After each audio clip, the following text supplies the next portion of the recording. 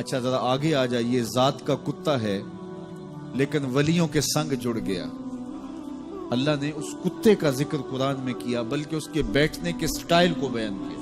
وَكَلْبُهُمْ بَاسِطٌ ذِرَاعَيْهِ بِالْوَسِيدِ. ان کا کتا غار کے دھانے پہ اپنے بازوؤں کو پھیلا کے بیٹھا ہے. غار کی دہلیز پر بیٹھنے والے کتے کی حیت جلوس کو، اس کے بیٹھنے کے سٹائل کو قرآن نے بیان کیا. مالک اس میں ہمارے لیے کیا ہدایت ہے؟ ایک کتے کے بیٹھنے کے سٹائل کو تو بیان کر رہا ہے، اس کی حیت جلوس کو بیان کر رہا ہے، انداز نشست کو بیان کر رہا ہے. تو قرآن تو سراپا ہدایت ہے، تو اس میں ہمارے لیے کیا ہدایت ہے؟ کہا یہی تو بتانا چاہتا ہوں کہ ذات کا کتا بھی ہو، سنگ نیکوں کے جڑ جائے تو وہ قابل ذکر ہو جاتا ہے، اور اگر تم میرے ولیوں سے جڑ جاؤ گے پھر تمہارا مرتبہ کیا؟ یہاں تو کتے جڑ جائیں تو قابل ذکر ہوتے ہیں. اچھا ذات کی چیونٹی ہے لیکن راہ تکتی حضرت سلیمان پیغمبر کا، تو اس چیونٹی کی گفتگو اللہ نے قرآن میں بیان کر دی اور اس کے نام کی صورت اتار دی. النمل، سورہ نمل اس چیونٹی کے نام پہ صورت ہے جو حضرت سلیمان علیہ السلام کی راہیں تک رہی تھی اور اپنی ہمجولیوں سے کہہ رہی تھی جلدی جلدی اپنی بلوں میں داخل ہو جاؤ، اللہ کے نبی کا لشکر بے خبری میں کہیں تمہیں کچل نہ ڈالے. اور حضرت سلیمان نے اس چیونٹی کی بات کو سنا. فَتَبَسَّمَ ضَاحِكًا مِّن قَوْلِهَا، اور مسکرا بھی پڑے. تو چیونٹی بھی ہو، گھوڑے بھی ہوں، کتے بھی ہوں، لیکن جب اچھے لوگوں کے سنگ جڑ جائیں، نسبت بلند ہو جائے تو وہ قابل ذکر ہو جاتے ہیں. تو ہیں گھوڑے لیکن میرا رب رب ہو کے قرآن میں ان گھوڑوں کی اداؤں کی قسمیں کر رہا ہے. وَالْعَادِيَاتِ ضَبْحًا فَالْمُورِيَاتِ قَدْحًا فَالْمُغِيرَاتِ صُبْحًا فَأَثَرْنَ بِهِ نَقْعًا وَوَسَطْنَ بِهِ جَمْعًا. قسم ان گھوڑوں کی جو تیز دوڑیں تو سینوں سے آواز نکلے، پتھریلی زمین میں جائیں تو پاؤں سے شرارے نکلیں، گرد و غبار اڑائیں، دشمن کے لشکروں کو تاخت و تاراج کر کے ان کے جتھوں میں گھس جائیں. ان دلیر اور بہادر گھوڑوں کی میرا رب رب ہو کے قسم کر رہا ہے. یہاں قسم کی بات چلی تو اللہ نے محبوب کے گھوڑوں کی قسم کی، گھوڑوں کی اداؤں کو پسند کیا. محبوب کے غلاموں کے گھوڑے، ان کے پاؤں سے لگی ہوئی کھریوں سے ٹکرانے والے پتھروں سے نکلنے والے شرارے، رب کے وہ بھی محبوب. اللہ اکبر. تو پھر قسم کی بات چلی تو کبھی گھوڑوں کی قسمیں کی، کبھی محبوب کی راہ گزر کی قسم کی. لا اقسم بہذا البلد، مجھے قسم ہے اس شہر کی. تو شہر مکہ کی قسم کیوں کی؟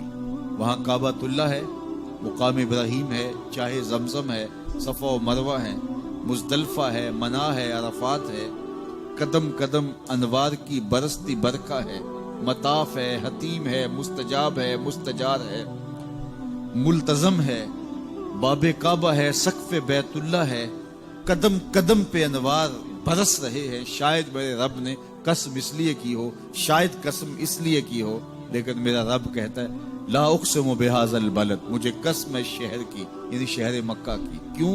یہاں کعبۃ اللہ ہے، یہاں مقام ابراہیم ہے، یہاں مزدلفہ ہے، منا ہے، عرفات ہے. کیوں قسم؟ وانت حل بہذا البلد، محبوب اس شہر کی گلیوں نے تیرے قدم چومے. اے انت مقیم فی ھذا البلد، امام قرطبی نے اس کا مفہوم بیان کیا. محبوب آپ کی اقامت اس شہر میں ہے، آپ کے سانسوں کی خوشبو سونگی ہے شہر کی فضاؤں نے، اس لیے مجھے شہر کی قسم کہ محبوب یہاں تم جو رہتے. اللہ اکبر. تو محبوب کے شہر کی قسم کی. والعصر، محبوب کے زمانے کی قسم کی. والضحیٰ، محبوب کے چہرے کی قسم کی. واللیل، محبوب کی لٹکتی زلفوں کی قسم کی. کبھی کہا محبوب تیرے چہرہ زیبا کی قسم، کبھی کہا تیری زلف عنبری کی قسم، کبھی کہا تیرے شہر نور کی قسم، کبھی کہا تیرے زمانہ ہنسی کی قسم. اور پھر قسم کا باب چلا تو بات کہاں تک پہنچی؟ محبوب نہ صرف تیرے شہر کی قسم، نہ صرف تیری گلیوں کی قسم، نہ صرف تیرے چہرہ زیبا کی قسم، نہ تیری زلف نور کی قسم، نہ تیرے عہد زرعی کی قسم. محبوب تیری قسم تو ہے ہی، تیرے غلاموں کے گھوڑوں کے پاؤں سے لگی ہوئی کھریوں کے ٹکرانے سے جو شرارے اڑتے ہیں، میں خدا ہو کے ان شراروں کو بھی پسند کرتا ہوں اور ان گھوڑوں کی بھی قسمیں کرتا۔ یہ قرآن ہے نا، والعادیات ضبحا، قسم ہے محبوب تیرے غلاموں کے گھوڑوں، اللہ اکبر، قسم ہے ان کے سینوں سے نکلتی آواز کی، قسم ہے ان کے پاؤں سے نکلتے ہوئے شراروں کی، قسم ہے ان کی خوبصورت اداؤں کی، ان اداؤں والوں گھوڑوں کی قسم، اللہ اکبر۔ یہ قسمیں کرنے کے بعد جواب قسم کیا ہے؟ دیکھیے میں یہاں بیٹھا ہوں اور میں گفتگو کے آغاز پہ ہی قسمیں اٹھانا شروع کر دوں، مجھے قسم ہے رب کعبہ کی، مجھے قسم ہے عرش الہی کے مالک کی، مجھے قسم ہے زمین و آسمان کے خالق کی، تو قسموں پہ قسمیں کرتا جاؤں تو جو مجھے غور سے سننے کا عادی نہیں بھی ہے تو وہ بھی متوجہ ہو جائے گا اور سننے کے لیے بے چین ہو جائے گا کہ حضرت قسموں پہ قسمیں اٹھائے جا رہے ہیں، کوئی بات ہے آج تو میرا رب رب ہو کے قسمیں کر رہا ہے۔ تو اس کے بعد جواب قسم کیا ہے؟ تو کان کھڑے ہو گئے، روحوں میں پیاس بڑھ گئی اور سماعتیں بچھ گئی کہ میرے مالک تو قسموں پہ قسمیں کر رہا ہے، کبھی گھوڑوں کی اداؤں کی قسمیں، کبھی ان کے سینوں سے نکلتے ہوئے جو ہے وہ اس مہیب آواز کی قسمیں، کبھی پاؤں سے اڑتے ہوئے شراروں کی باتیں، اور کبھی ان کے پاؤں سے اڑتی ہوئی دھول کی کہانیاں، تو قسم پہ قسم، اور قسمیں بھی گھوڑوں کی، تو کوئی بات ہوگی۔ تو ایک دم کان کھڑے ہو گئے تو جواب آیا، ان الانسان لربہ لکنود، بے شک انسان اپنے رب کا ناشکرا ہے، انسان اپنے رب کا ناشکرا ہے۔ قسمیں گھوڑوں کی ان کی اداؤں کی اور ناشکرا حضرت انسان کو کہا۔ یہ کتنی لطیف چوٹ تھی جو حضرت انسان کو ماری گئی۔ یا اللہ ہمیں ناشکرا کہنا تھا تو کہیں اور مقام پہ کہہ لیا جاتا، گھوڑوں کی تو قسمیں کرے اور ہمیں ناشکرا کہے، گھوڑوں کی قسمیں ہو رہی ہوں اور انسان کو ناشکرا کہا جائے، انسان کو ناشکرا کہنا تھا تو کسی اور موقع پہ کہہ لیا جاتا۔ کہا یہی تو سمجھانا چاہتا ہوں کہ چم میٹھا نہیں ہوتا، کم میٹھا ہوتا ہے، تو ذات کے گھوڑے بھی ہوں لیکن کام کریں تو مجھے وہ بھی اچھے لگتے ہیں، اور تم انسان بنے ہو، نقوش بڑے اچھے ہیں، قدے رانا رکھتے ہو، جھیل جیسی آنکھیں ہیں، اور تم چلتے ہو تو قیامت چلتی ہے، لیکن مجھے تم اچھے نہیں لگتے اگر تم ناشکرے ہو۔ یہ ہیں ذات کے گھوڑے لیکن میرے محمد عربی کے غلاموں کے غلام ہیں، مجھے اچھے لگتے۔ تو وہ چم نہیں دیکھتا، وہ کم دیکھتا ہے۔ تو ذات کے گھوڑے بھی ہوں لیکن نسبت ہو میرے حضور سے، نسبت میرے رسول سے ہو تو رب کو وہ اچھے لگتے ہیں۔ تو کہا والعادیات ضبحا فالموریات قدحا فالمغیرات صبحا فأثرن به نقعا فوسطن به جمعا ان الانسان لربہ لکنود، بے شک انسان اپنے رب کا ناشکرا ہے۔ اللہ اکبر۔ پھر فرمایا وَإِنَّهُ عَلَى ذَلِكَ لَشَهِيدٌ، اس پر کسی دلیل کی ضرورت نہیں ہے کہ یہ ناشکرا ہے، یہ خود اس کا گواہ ہے۔ ذرا اپنے اندر اتر کے دیکھے کہ یہ کھڑا کہاں ہے، یہ کس قدر نعمتیں پانے کے باوجود شکوے کی زبان کھولے رکھتا ہے۔ یہ ناشکرا ہر وقت اس کی نعمتوں کی ناشکری کرتا رہتا ہے۔ جتنی نعمتیں اس کو عطا کی، اس کو تو ہم نے جو چمکتی روشن آنکھیں دی ہیں، اس کو بولتی زبان بخشی ہے، خوبصورت چہرہ دیا ہے، قدے رانا بخشا ہے، اس کو دماغ دیا ہے، دماغی قوتیں عطا کی ہیں، اور اس کو سننے والے کان دیے، اس کی زبان پہ ذائقے رکھ دیے، نظام انہضام، نظام تنفس، کیا کیا نہیں سے عطا کیا، لیکن ہر وقت یہ ناشکری کے کلمات ہی بولتا رہتا ہے۔ میرے پاس یہ بھی نہیں، یہ میرے پاس یہ بھی نہیں، میرے پاس یہ بھی نہیں۔ دیکھیں اس کے پاس کیا کیا اس کے مالک نے عطا کیا۔ تو یہ ہر وقت ناشکری، اور پھر جوں جوں ہم قیامت کے قریب ہوتے چلے جا رہے ہیں، ناشکری بڑھتی چلی جا رہی ہے۔ میں کوئی بہت لمبی عمر نہیں رکھتا، لیکن مجھے آج سے 35 سال پہلے کے حالات کی ہوش ہے، اور جو میرے سے زیادہ عمر میں ہیں وہ اس سے پہلے کے حالات جانتے ہیں۔ تو میرا بنیادی طور پہ ایک دیہات سے تعلق ہے، تو میں اچھی طرح جانتا ہوں کہ لوگوں کے پاس جو آج کچھ ہے وہ آج سے 35-40 سال پیچھے نہیں تھا۔ بالخصوص دیہاتوں کے اندر لوگوں کے پاس 1 یا 2 جوڑے ہوتے تھے اور انہیں بار بار پہنتے تھے۔ کسی شادی یا بیاہ کے موقع پہ جانا ہوتا تو بعض اوقات کسی سے وہ لباس یا جوتے مانگ کے لے کے جاتے.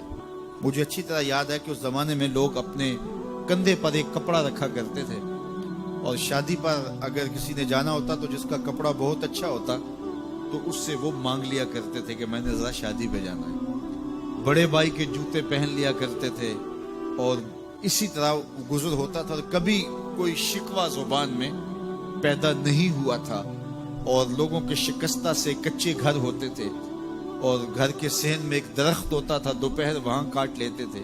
اکثر لوگ دوپہر کا کھانا تیار نہیں کرتے ہوتے تھے, دودھ پی کر کے ہی گزارا کر لیتے تھے.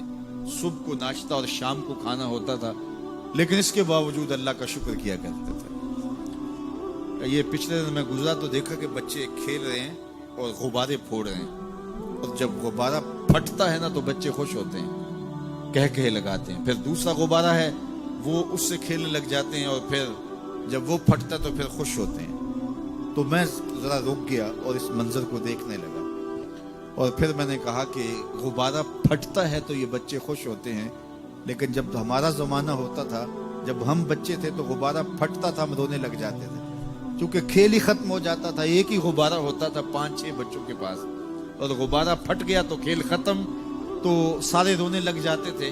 اور اب یہ غبارے پہ غبارہ پھوڑ رہے ہیں اور خوش ہو رہے ہیں, تو کہاں سے کہاں ہم آ پہنچے. لیکن اس زمانے میں اگر کسی سے پوچھا جاتا, لوگ پیدل سفر کرتے اور لباس بھی پورے نہ ہوتے, تو جب کسی سے پوچھا جاتا کیا حال ہے تو وہ لمبا ہاتھ کر کہتا ہے اللہ کا شکر ہے.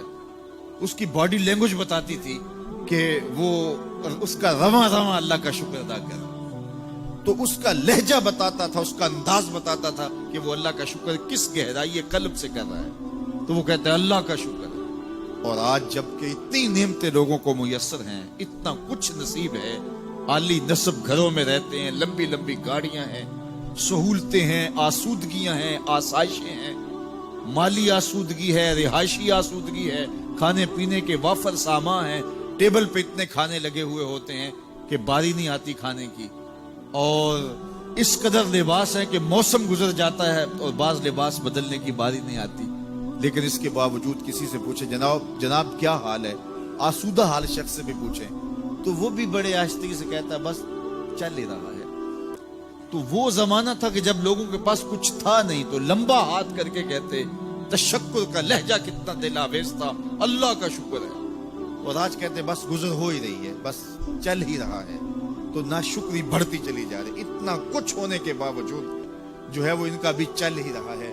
تو کہا ان الانسان لربہ لکنود, بے شک انسان اپنے رب کا ناشکرا ہے. اتنی نعمتیں کھانے کے باوجود, اتنی دولتیں سمیٹنے کے باوجود, اتنی عزتیں پانے کے باوجود, اتنی آسائشیں حاصل کر چکنے کے باوجود, دولت کے اتنے انبار رکھنے کے باوجود, اس کی زبان بولتے ہوئے کتنے بخل سے کام لیتی ہے کہ بس گزر اوقات ہو ہی رہی ہے. وہ میاں تیرے رب نے تجھے اتنا کچھ دیا, یہ دولتیں, یہ دولتوں کے انبار, یہ آسودگیاں, یہ بہاریں, یہ سب کچھ نہ ہوتا, تجھے زندگی بخش دی تھی, اس کا ہی شکر تیرے اوپر واجب تھا. اللہ اکبر. اللہ نے حضرت انسان کو یہ جو کچھ دیا ہے, کتنی چیزیں ہیں ہمیں پتہ بھی نہیں کہ وہ نعمت ہے, لیکن اللہ نے ہمیں عطا کی. دنیا کا ایک امیر ترین شخص تھا اوناسس, تو اس کے یہ آنکھوں کے جو پپوٹے تھے یہ کام کرنا چھوڑ گئے. ہمیں کبھی اس کا احساس بھی نہیں ہوا کہ یہ کوئی نعمت ہے. آٹومیٹک سسٹم میرے رب نے لگایا, ادھر تنکا اڑا ادھر آنکھ بند ہو. لیکن اس کو مسئلہ کیا ہوا کہ یہ پٹھے اس کے ختم ہو گئے اور وہ اپنی مرضی سے آنکھیں نہیں بند کر سکتا تھا. ڈاکٹر سلوشن ٹیپ لگا کے آنکھیں کھول دیتا اور جب اس نے سونا ہوتا تو وہ بند کر دیتا. دنیا کے امیر ترین لوگوں میں سے ایک نام تھا. تو کسی نے اس سے پوچھا کہ تیری زندگی کی سب سے بڑی خواہش؟ اس نے کاش اپنی آنکھیں اپنی مرضی سے کھول سکوں. کہا اس کے لیے تجھے کوئی قیمت لگانی پڑے تو کتنے پیسے لگا سکتا ہے؟ کہا ساری دولت لگ جائے, کاش میں اپنی آنکھیں اپنی مرضی سے کھول سکوں. مجھے یہ بتائیے کہ حضرت انسان کو کیا کچھ نہیں اللہ نے دیا. یہ لعاب ہے نا, لعاب ہم روز تھوکتے ہیں, یہ مقدار سے کچھ کم ہو جائے تو بولنے میں دقت, نظام خراب. یہ جو لعاب ہمارے منہ میں آتا ہے, جو ہم تھوک دیتے ہیں, یہ قدرتی گریس ہے جو بولنے میں مدد دیتی ہے، نظام انہضام کو ٹھیک رکھتی ہے، اور اگر یہ لعاب کم ہو جائے مقدار سے تو نظم خراب ہو جائے۔ اللہ اکبر۔ تو ہم نے کبھی سوچا کہ یہ بھی نعمتیں ہیں؟ باقی روشن آنکھیں، چمکتا چہرہ اور زور آور ہاتھ، چوڑی چھاتی، دھڑکتا دل، اور کہتے ہیں اس دماغ کا اگر کمپیوٹر تیار کیا جائے تو نیو یارک شہر سے بڑا ایک بکریاں چلانے والے شخص کے دماغ کا کمپیوٹر بنا۔ یہ حضرت انسان کو اللہ نے اتنا کچھ دیا ہے، اور پھر اس کو نعمتیں دی، عزتیں دی، جائیدادیں، زمینیں، لمبی لمبی گاڑیاں، عالی نسب پلازے، کتنا کچھ دیا، پھر خوبصورت اولادیں دی، کیا تسکین قلب کے لیے رکھا اس نے۔ تو اس کے باوجود بھی یہ کہہ رہا ہے بس چل رہا ہے، گزر اوقات ہو رہی ہے۔ ان الانسان لربہ لکنود، انسان اپنے رب کا کتنا ناشکرا ہے، اس نے کیا کچھ اسے عطا کیا، کیا کچھ عطا کیا، لیکن یہ شکر کا کلمہ بھی نہیں بولتا، بخل سے کام لیتا ہے، تو کہا یہ ناشکرا ہے، اور اس پر کوئی خارج سے دلیل لانے کی ضرورت بھی نہیں ہے۔ وَإِنَّهُ عَلَىٰ ذَلِكَ لَشَهِيدٌ، اور یہ خود اس پہ گواہ ہے۔ ذرا اپنے اندر اتر کے دیکھے تو یہ کتنا بخل کرتا ہے شکر ادا کرنے میں، اسے خود سمجھ آ جائے گی۔ وَإِنَّهُ لِحُبِّ الْخَيْرِ لَشَدِيدٌ، اور اس کی ایک خصلت یہ ہے کہ یہ دولت کی محبت میں بڑا سخت ہے۔ دولت کی محبت یہ بہت زیادہ اپنے سینے میں پال چکا ہے، اور یہ دولت اس کی محبوبہ بن گئی ہے۔ دولت تو اس کی ضرورت ہونی چاہیے تھی، لیکن اس نے اس کو اپنی محبوبہ بنا لیا۔ وَإِنَّهُ لِحُبِّ الْخَيْرِ لَشَدِيدٌ، اس کو محبت زر شدت سے ہو گئی ہے، سویر سے شام تک اس کا وظیفہ ہی یہی ہے، اس کی زندگی کے اندر منصوبے یہ چلتے ہیں۔ اللہ نے اتنا نوازا ہوا ہے، اس کی ساری زندگی آسودگی سے گزر سکتی ہے جتنا اس کے پاس موجود ہے، لیکن اس کے باوجود ہر وقت اس کے دماغ کے فیتے پہ یہی چلتا ہے، اور یہی کہانی چلتی ہے، یہ زیادہ کیسے ہو، یہ زیادہ کیسے ہو، یہ زیادہ کیسے ہو۔ اس طراب نے اس کو بے چین کر دیا ہے، اور خواہش زر نے، حوث زر نے اس کا چین چھین لیا ہے، اور اتنی محبت جاگزی ہوگی اس کے دل میں کہ اللہ کی محبت کے لیے اس کے دل میں جگہ ہی نہیں بچی۔ وَإِنَّهُ لِحُبِّ الْخَيْرِ لَشَدِيدٌ۔ اللہ اکبر۔ اب پہلے گھوڑوں کی اداؤں کی قسمیں کی، پھر اس کے بعد حضرت انسان کی یہ جو بڑی خامیاں تھی، جو خامیاں جڑ ہیں اس کی باقی خامیوں کی، ان کو بیان کیا۔ ایک تو ناشکرا ہے، جو ملا ہے اس پہ یہ شکر ادا نہیں کرتا، حالانکہ اگر وہ شکر ادا کرے، رب کا وعدہ ہے کہ اگر تم شکر ادا کرو گے میں اور زیادہ دوں گا۔ ایک تو یہ شکر نہیں کرتا، اور دوسرا یہ ہے کہ دولت کی محبت اس کے رگو ریشہ میں رچ بس گئی ہے۔ بلکہ اللہ تعالیٰ نے ان بد نصیب لوگوں کی کہانی بیان کرتے ہوئے کہا جو دولت کو مقصود ہی بنا بیٹھے، الذی جمع مالا وعدد، یہ وہ بد نصیب لوگ ہیں جو مال کو جمع کرتے ہیں اور گنتے رہتے ہیں، بار بار حساب کرتے ہیں۔ الذی جمع مالا وعدد، مال کو جمع کیا، وعدد، اور بار بار اس کو گنتے رہے، اتنے ہو گئے، اب اتنے ہو گئے۔ اللہ کلا لینبذن فی الحطمہ، پہلے شرف میں الذی جمع مالا وعدد یحسب ان مالہ اخلد، یہ گمان کرتے ہیں کہ ہمارا مال ہمیں لافانی کر دے گا، مال کی کثرت سے ہم محفوظ ہو جائیں گے اور ہمارا کچھ نہیں بگڑے گا، دولت اتنی ہوگی تو ہم ہر طرح سے حفاظتوں کے ساتھ میں آ جائیں گے، ہمارا مال ہمیں لافانی کر دے گا۔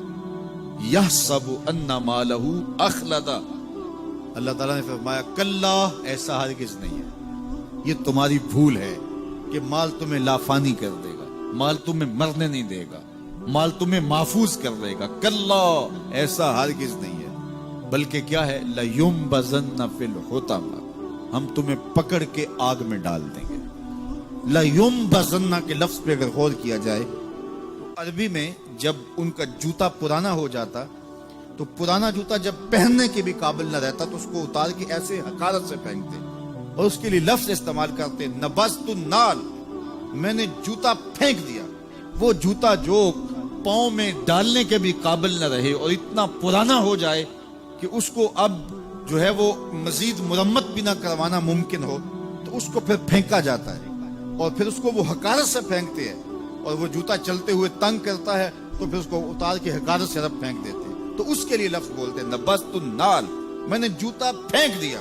حقارت سے پھینکنے کو نبض کہتے ہیں، اور یہی لفظ اللہ تعالیٰ جل شانہ نے فرمایا کلا لیمبذن فی الحطمہ، اے اہل عرب جس طرح تم جوتا پرانا حقارت سے پھینکتے ہو، ہم حقارت سے تمہیں آگ میں ڈال دیں گے۔ کلا لیمبذن فی الحطمہ، یہ ان مالداروں کی کہانی ہے جنہوں نے مال کو اپنا معبود بنا لیا، مال کو اپنا مقصود بنا لیا، مال مال مال، ہر قدر پامال کر دی، ہر قدر کی قربانی دے دی مال کے بدلے، اور مال ہی ان کا مقصود بن گیا، اور یہ سمجھے کہ یہ مال جو ہے وہ ان کو لافانی کر دے گا، ان کو مرنے نہیں دے گا، ان کے لیے حفاظتی حصار بن جائے گا۔ کلا لیمبذن فی الحطمہ وما ادراک ما الحطمہ، اللہ فرماتا ہے جانتے ہو جس حطمہ میں، جس آگ میں تمہیں ڈالا جائے گا وہ آگ کیا ہے؟ مل حطمہ، کیا تمہیں پتا ہے وہ حطمہ کیا ہے؟ پھر خود فرمایا نار اللہ الموقدۃ التی تطلع علی الافئدہ، یہ اللہ کی جلائی ہوئی آگ ہے جو دل کھا جائے گی، جو کلیجے چاٹ جائے گی۔ تو حب زر، یہ حب دولت اور حب دنیا، یہ تمام برائیوں کی جڑ ہے۔ تو اس لیے اپنے اندر سے محبت زر کو نکالنے کی کوشش کیجئے اگر کہیں آپ کو داخل ہوتی محسوس ہو رہی ہے، اور حب دولت کو نکالنے کے لیے زکوٰۃ صدقات اسلام نے ہمیں یہ نظم دی ہے۔ اقبال نے کہا تھا حب دولت تلف می سازت زکوٰۃ، زکوٰۃ حب دولت کو زائل کرتی ہے، جب اللہ کی راہ میں لٹاؤ گے تو اس سے کم بھی نہیں ہوگا۔